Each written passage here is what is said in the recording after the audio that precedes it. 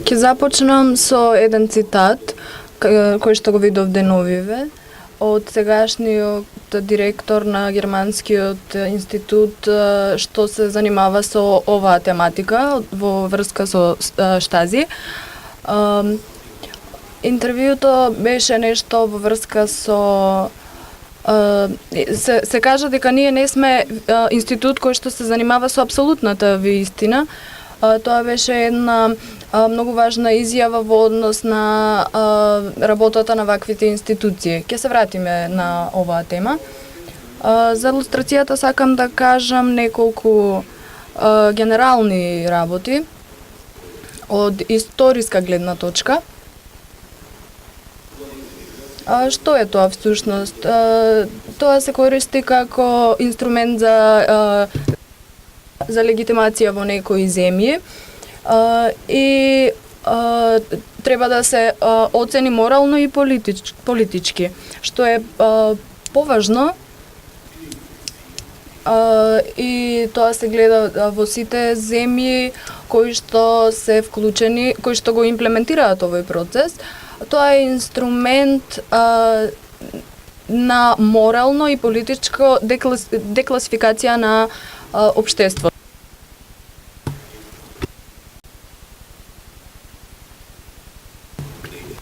Тоа зависи на природата на комунистичкиот режим, степенот на репресијата и секако зависи од природата од транзицијата, процесот на транзиција. Дали тоа беше мирен процес, дали беше насилен или тоа беше процес во етапи, во фази или пак проследен со бруталности. Секако знаете дека лустрацијата секогаш била политички инструмент, кој што се користел во различни фази во транзицијата од различни чинители или актери, за да постигнат политички профит. Но генерално можеме да кажеме дека колку што повеќе има граѓанско општество во една земја во транзицијскиот период, толку подобро работат државните институции, толку помалку имате злоупотреби.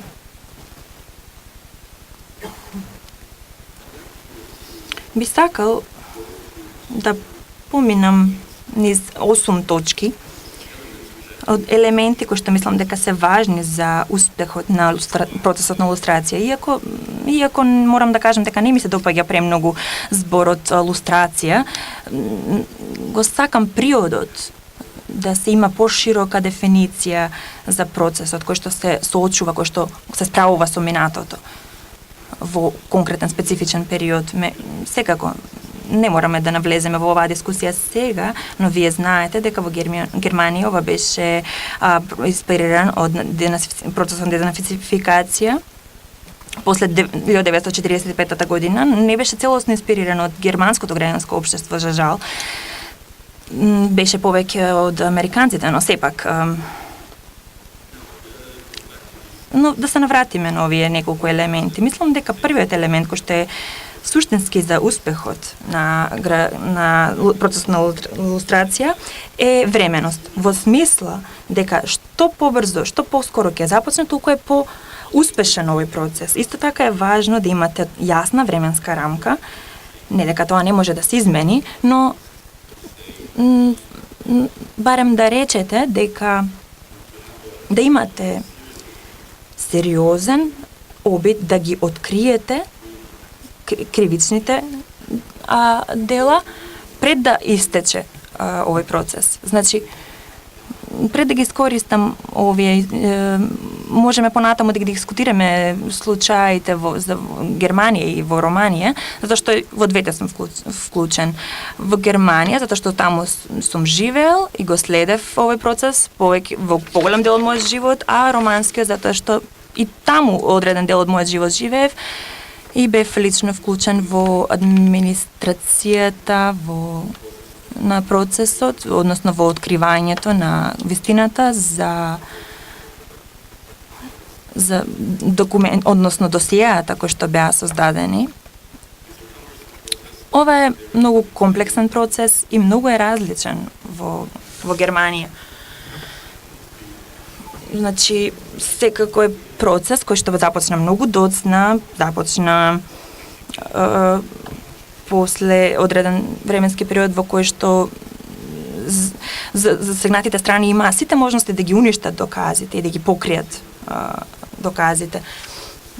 Значи, вториот елемент е јасна дефиниција на целните лица. Мора да биде јасно во односите и во практиката дали имењата на функционерите и неофицијалните соработници на тајната служба ќе бидат објавени.